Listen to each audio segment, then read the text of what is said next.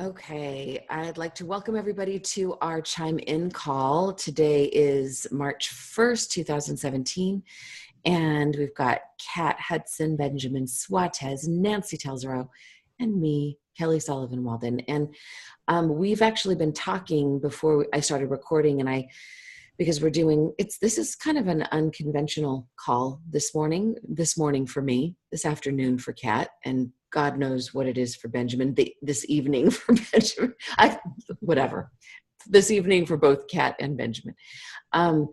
So I want to recap a little bit of what we've just been talking about, and feel free to chime in and fill in where I left off. Benjamin was we're talking about India. And Krishnam, I know that you're going to be helping to organize this. So some of this is for you, just so you can get caught up. Benjamin was talking about how this community and at the orphanage that he was working at and doing the murals and outreach and loving, these kids have HIV, and their life expectancy might be up to 22 years old if they get all the proper medication. But he said that he was surprised that there wasn't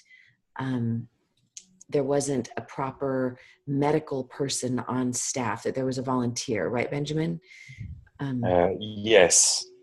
And with the resources they have, they're doing a phenomenal job. And they obviously could benefit from more. And there was a volunteer that you talked about. Can you tell us a little bit about what her job was as a volunteer?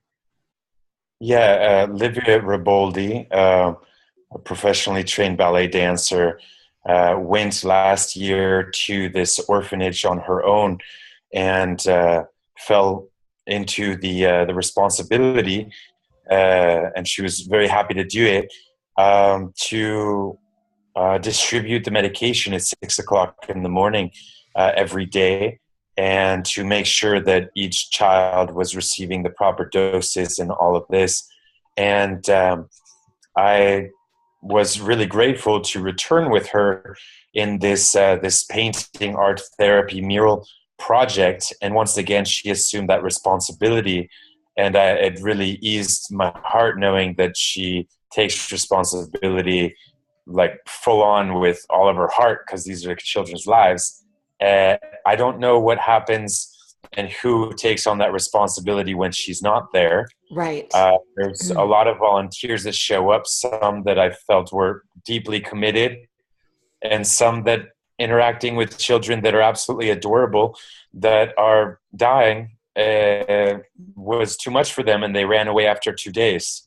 So I did not see like that kind of stability in the awareness and also the education of how to distribute of the local community. The acceptance isn't there, and this is a really incredible opportunity that they are moving to this new community out away from this crazy, congested, beautiful, and yet very loud city, and going to have like acres and acres to run around and play in, and be really out there where you hear more birds than cars.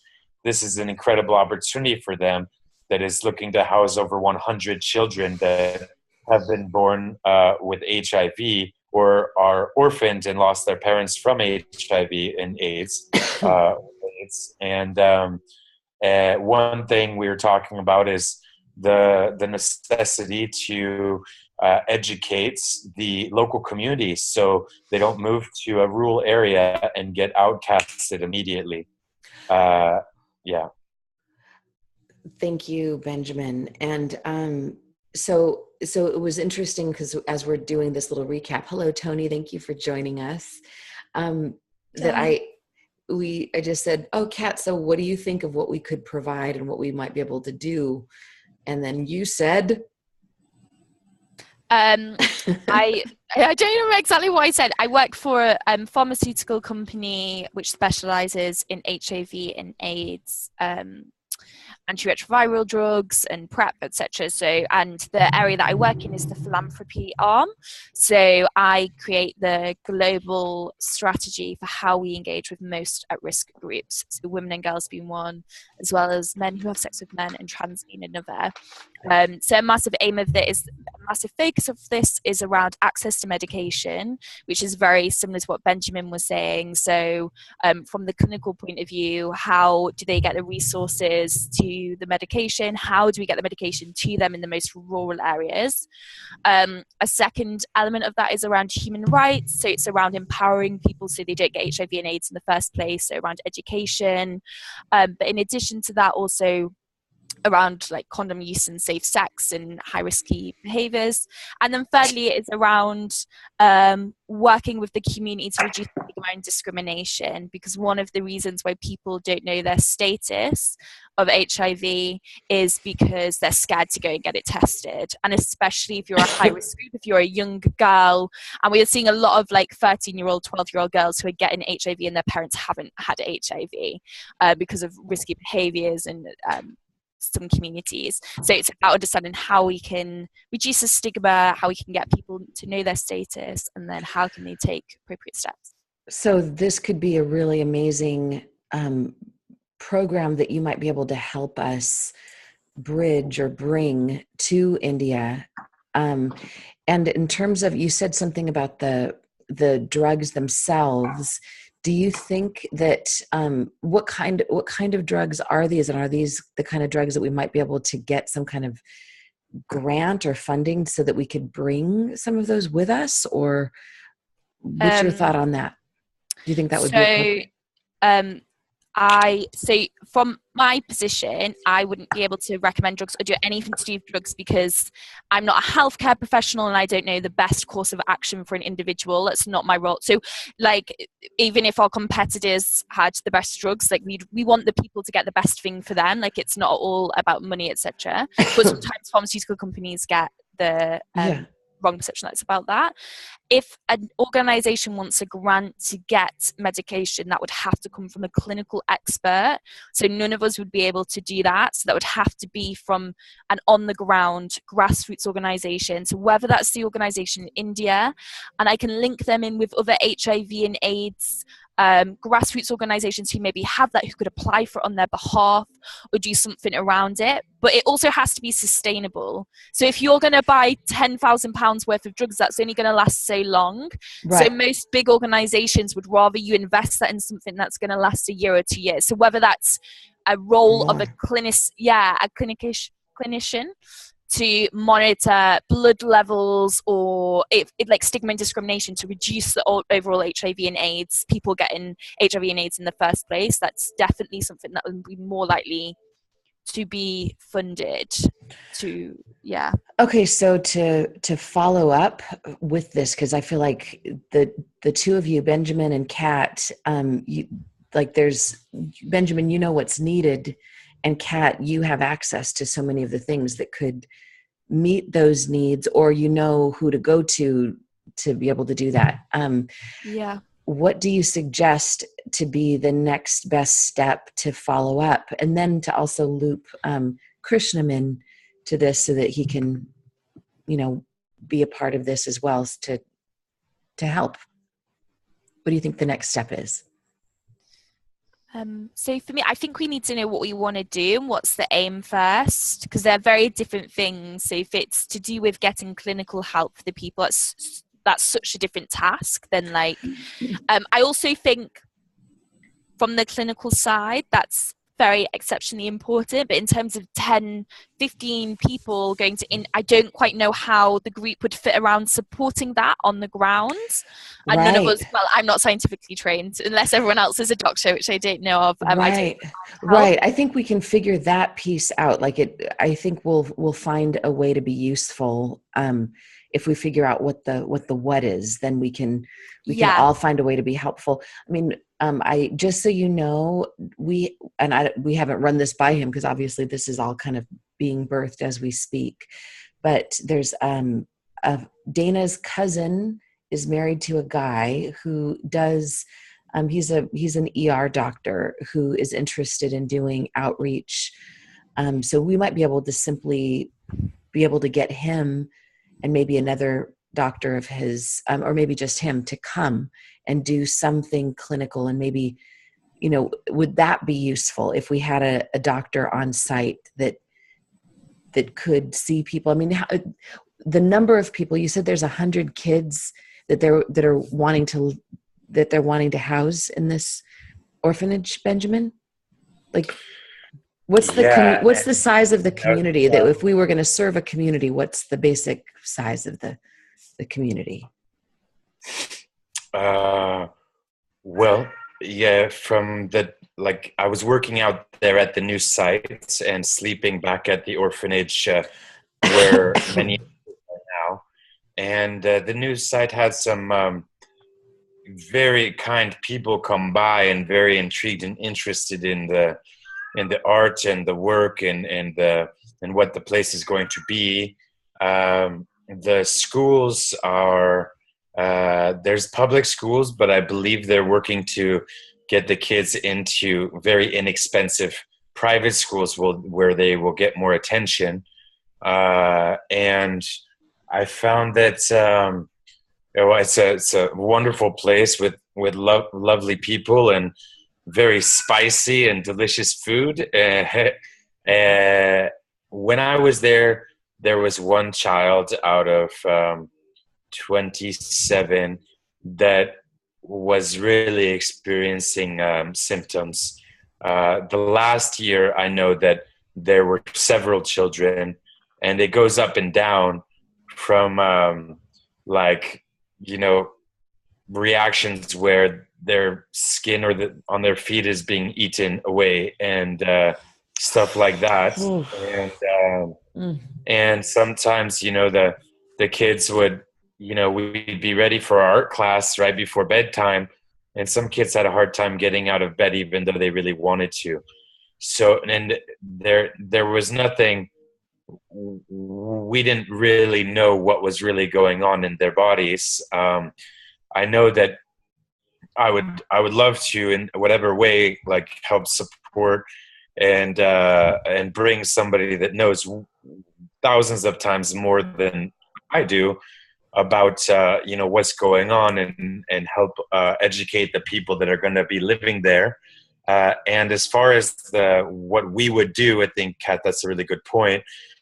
There are so many things that we can do on the ground where we could be there to support this main focus and do compost toilets and do painting with the kids and different activities that could be helpful, like in a sustainable way.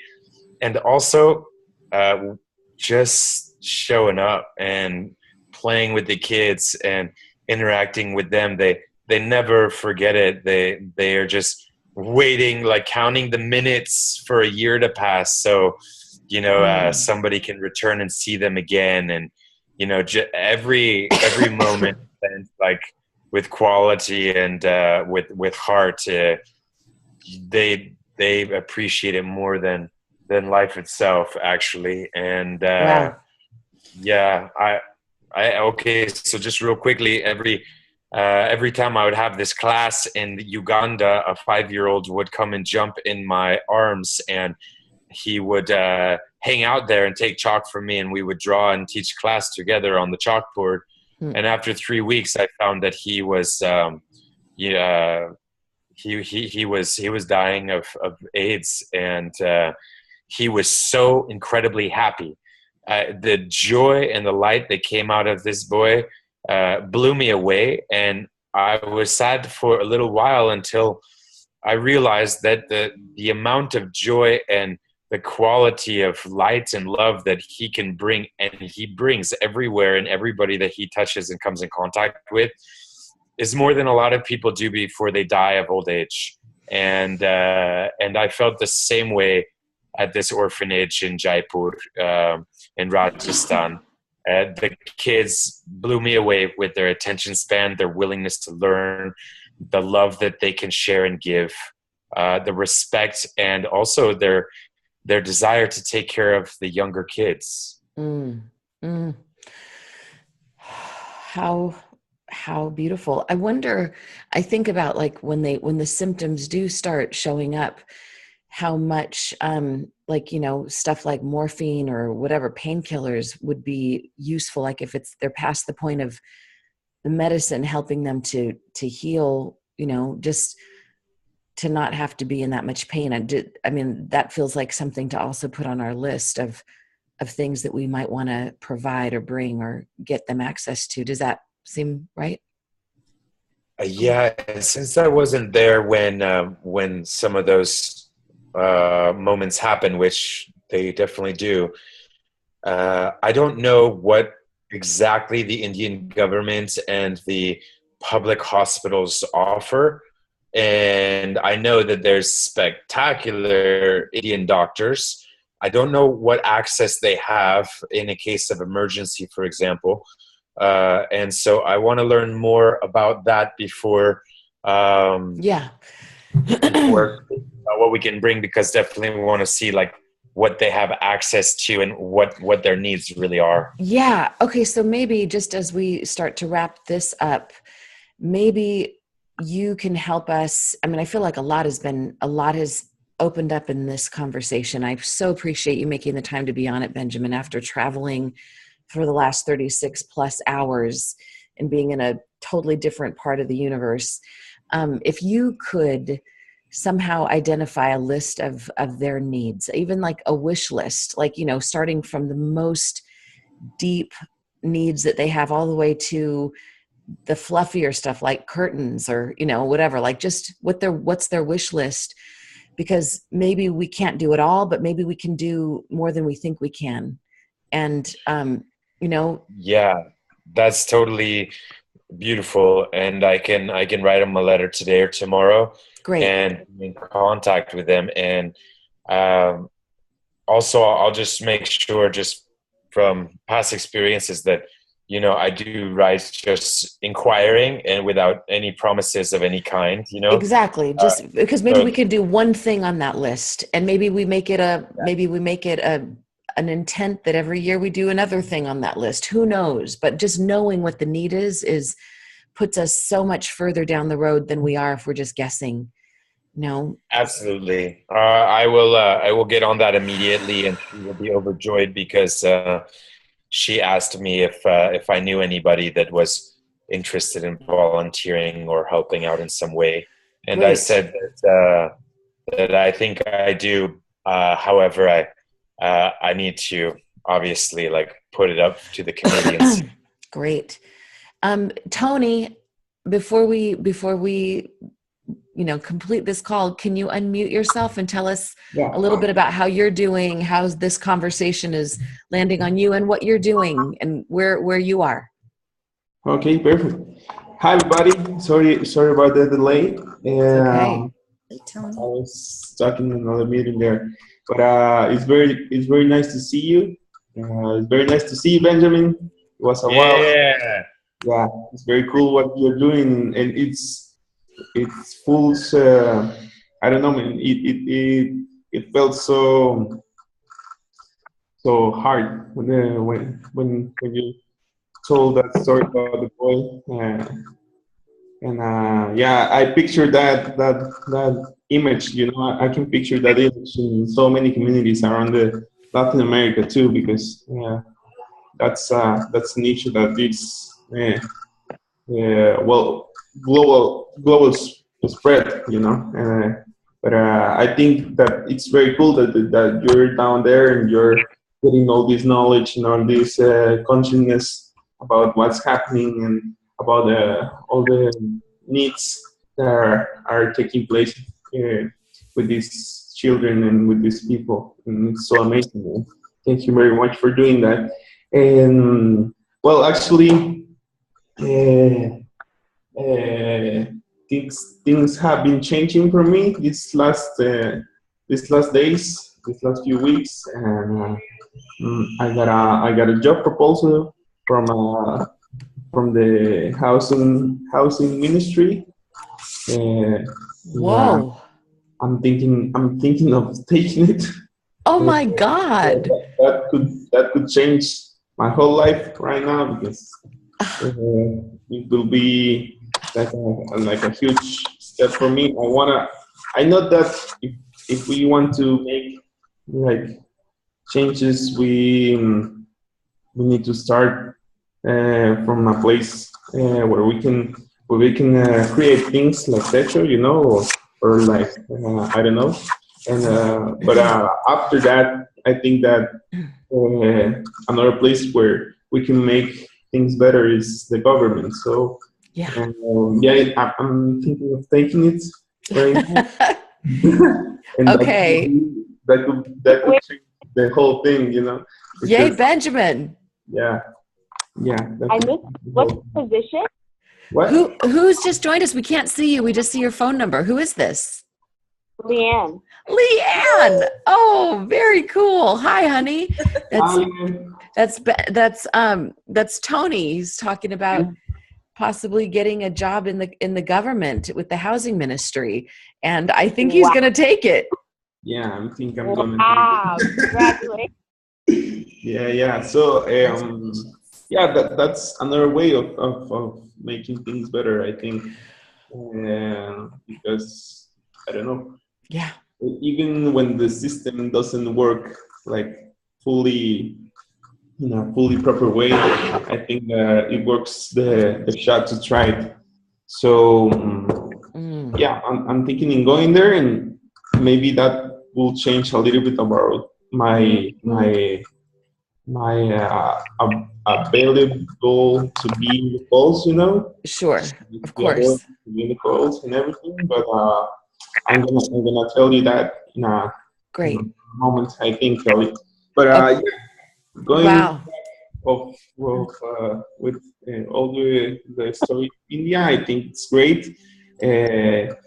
I'm thinking we have a project on December, right before you came, about a project of health project in a rural community of Guatemala. Okay. So I could, I don't know, maybe write something down, you know, about the experience that could help to the people, to all the people that are traveling to India. And that's great. yeah, yeah, I don't know, maybe the good and the bad of that experience, you know. Maybe. Yes. Yeah. Oh, Yeah.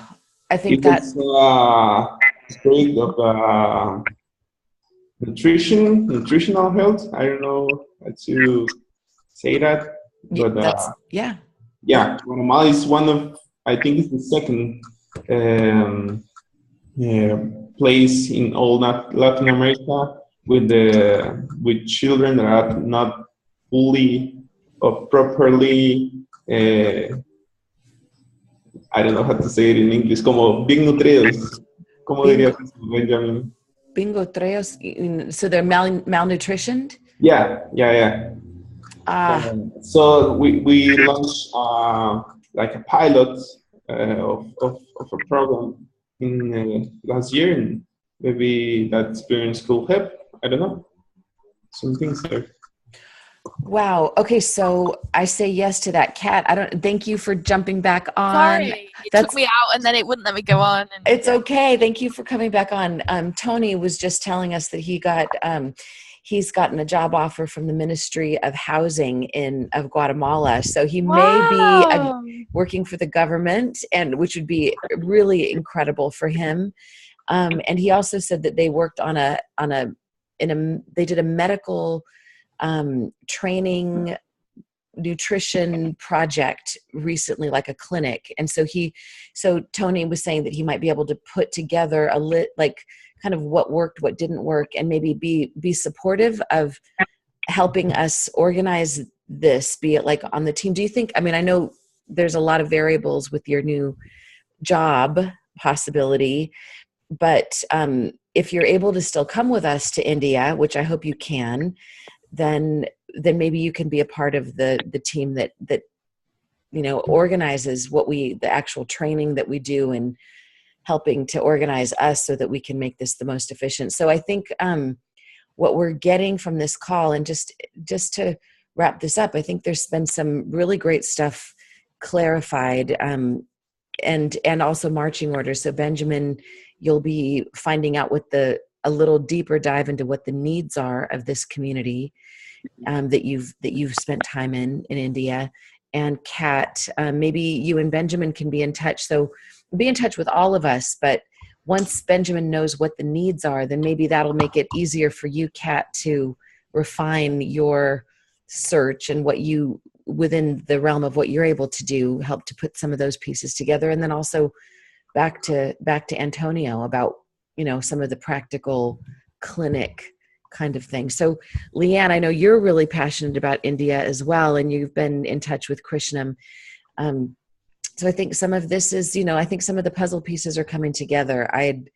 Without being too Western about this, I'd really love to think about, giving ourselves thinking about taking the month of March to get as many of these questions answered as possible so that we can have a plan, so that we can start getting, because I know that some people are asking about wanting to buy plane tickets and blah, blah, blah. And I'm telling everybody, put that on hold until at least the end of March so that we have an actual plan that we can wrap our heads around. So we have a little bit of time to get some of this stuff together. And yet we want to make sure that we have plenty of time for, once we know what the plan is, for people to be able to get themselves there.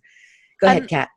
Yeah. So if Benjamin can get to me that whenever he has that'd be really useful. And depending on how the team feels, and depending on what we want to do, I could ask for funding or support from my own, because we do millions of pounds of this. So depending on what it is, I could ask for funding, or at least some sort of assistance, whether that's technical assistance or travel for the volunteers. I'll ask. It depends on what we need. Yeah. Right. So we do. I mean, this is an interesting teaching point. It's important to articulate what our needs are. It's important to, once we know what the needs are of the orphanage, then to know what our organizational needs are. Those are quality questions to ask. So cool. I think as we wrap it up, Benjamin, let me just ask you, since you have been right there in the heart of it, I know, from the service trips that we've done so far to Manuel Colom Argueta, and then to Vuelta Grande more recently, and then Colombia, I feel like every time we go to these places, my heart opens in a new way, and it affects me deeply. It recalibrates the way I think, the way I feel, the way I roll in my life. And I've never been around a group of children that are dying of AIDS. And I can't imagine how that must feel to have been there, and what that must do to your heart and your being. Can you describe a little bit about what that's done for you? And I know that this isn't the first time you've been around these kind of circumstances, but on an emotional, maybe spiritual level, what does that do for you? It's a really good question. I definitely was reminded just that we're so blessed, and we're so incredibly it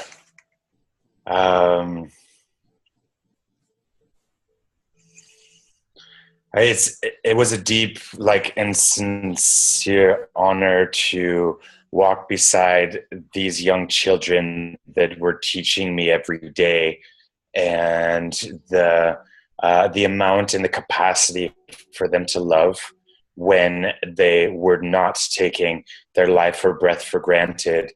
It blew me away. And at night, I had tears in my eyes, and it was quite I would say, the first paradox that I actually felt really at peace with. It was a paradox inside of me that had tears in my eyes for happiness for what we were sharing, and tears of sadness because I wanted to share more and more and more, and I wanted to take them on a plane, like a private jet, and take them to every place they've ever dreamt of going in their life. And some of them learned Spanish, some of them could speak French, and other kids throughout India I was working with didn't know that there was a country outside of India. But these kids, being like so ready to learn from every volunteer or anybody that ever showed up. I was so surprised. Like one of them could like have these really cool short conversations in Portuguese with my Brazilian friend. And I'm just like, wow, you know, and it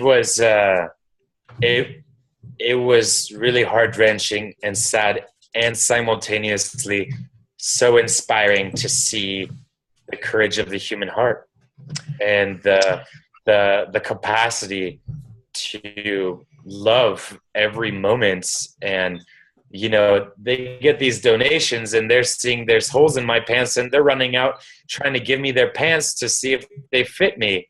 And I'm like, hey, no, I'm good, guys. Like I'm good to go. And it's a fashion statement.